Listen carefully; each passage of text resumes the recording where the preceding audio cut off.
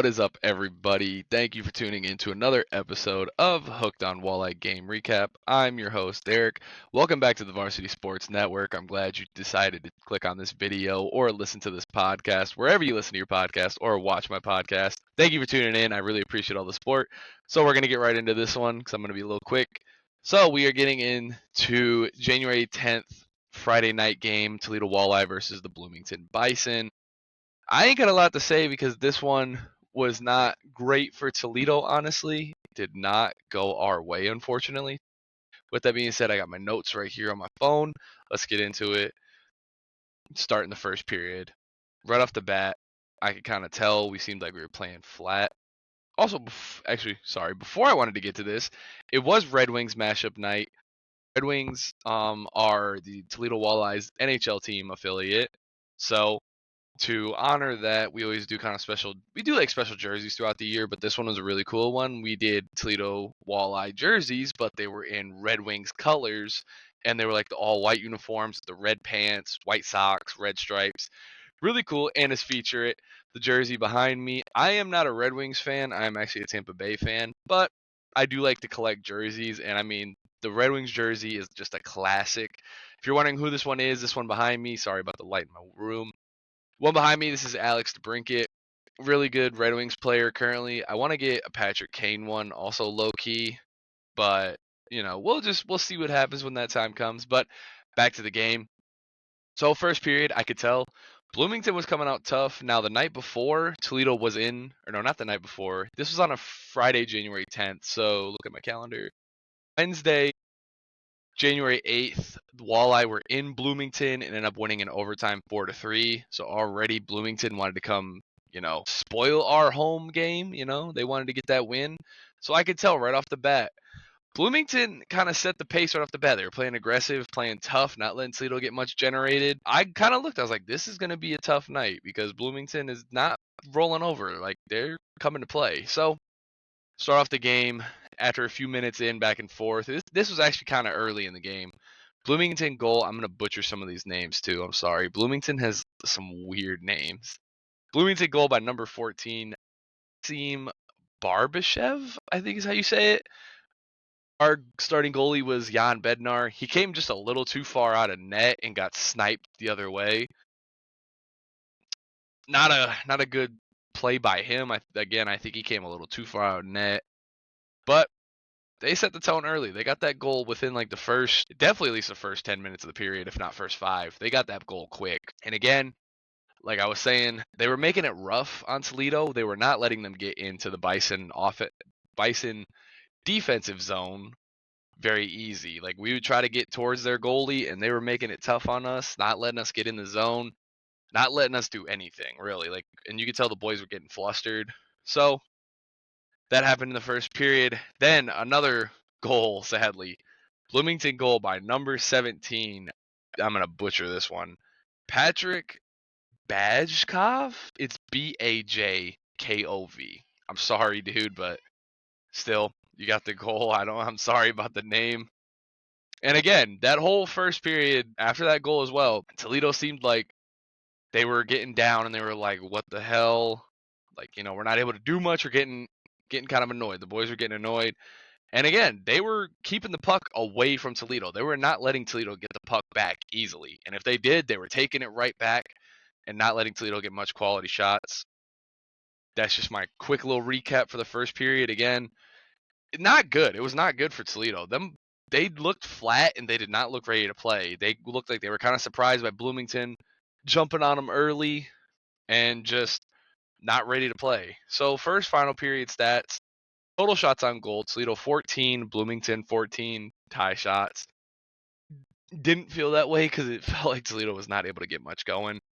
No power plays, and final score 2-0 in the first period. Again, that first period really set the tone where Bloomington was like, we're coming in to play, and we're not going to let you guys do much at all. If anything, we're coming into Toledo. We're going to try to walk out of here with a win.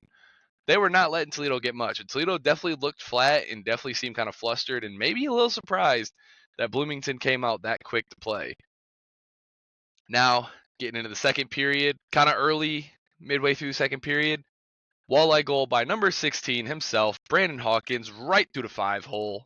He was a little bit away from the goalie, and he just hard straight shot, and I know, whatever, hard straight shot right through the 5-hole. The goalie literally tried to get down, and then he realized, he looked up in defeat, and he realized he did not get down quick enough after he got in butterfly position.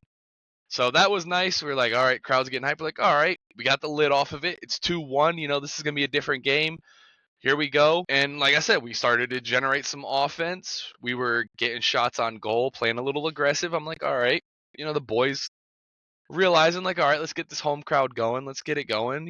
And then boom, next thing you know, number 16 for the Bison, Josh Boyer, scores a goal, which is arguably an easy goal. Like, Bednar did not defend that well. Like, he didn't even get a piece of it when everybody was kind of like, I can't lie. I can't talk shit because I could not play goalie for crap. Could not.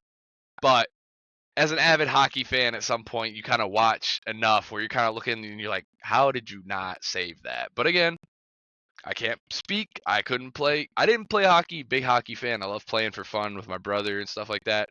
Never played goalie. Probably never will. But again, just kind of looking at it, and everyone's like, how did you not save that? So that was deflating because just as we were starting to get some momentum going, boom, another goal. And everybody's like, bruh, come on.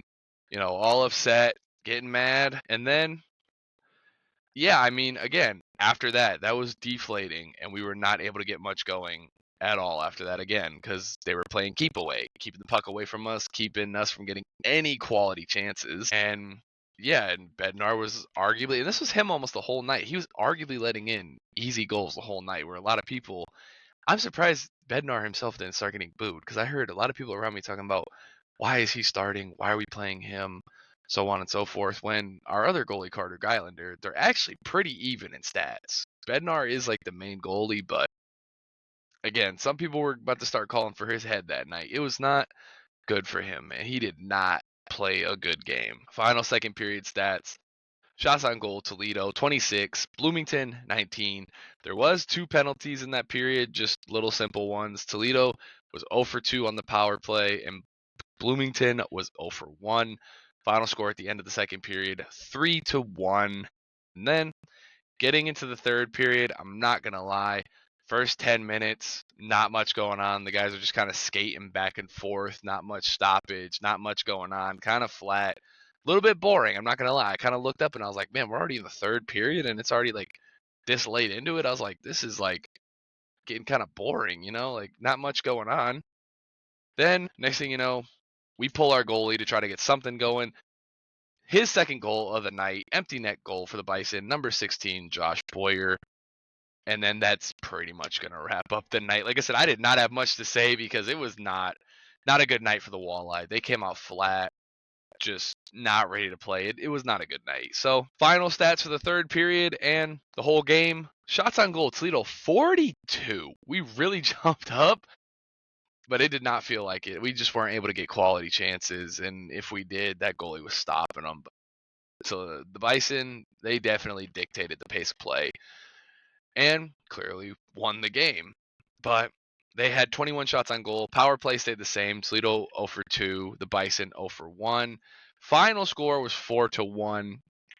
Again, to wrap up my final notes on it, like I said, Toledo did not play very good. They came out flat in the beginning, and it showed, where then Bloomington jumped up on us real quick and just kind of took the momentum and ran with it.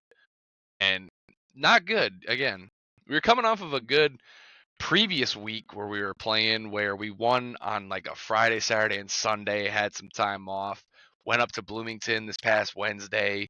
This is Sunday that I'm recording this. Went up to Bloomington this past Sunday, won in overtime there, and we're like, all right, let's get another one to end the week because this is the last game for this week, and just didn't happen. Again, Toledo is still, I believe, still in first place in the division comfortably. Again, just a little road bump. Boys got to get back at it, but again, they looked very flat. Got to come out of the gates harder and play better. And you just can't go in expecting that you're going to beat somebody with any sport, and especially in hockey. And hockey, it's any given day.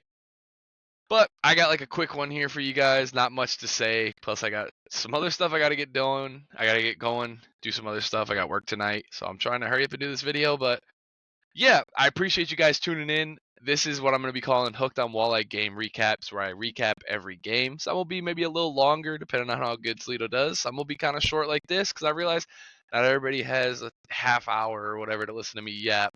So I do appreciate you guys tuning in to what I'm calling Hooked on Walleye. It's going to be an official playlist here on the channel, or if you're watching it on YouTube Music or wherever. I appreciate you guys tuning in to Hooked on Walleye with your host, Derek, on the Varsity Sports Network. Don't forget to like, follow, share, subscribe, do whatever. Down below, I'm going to have the links to our social medias, which would be our TikTok.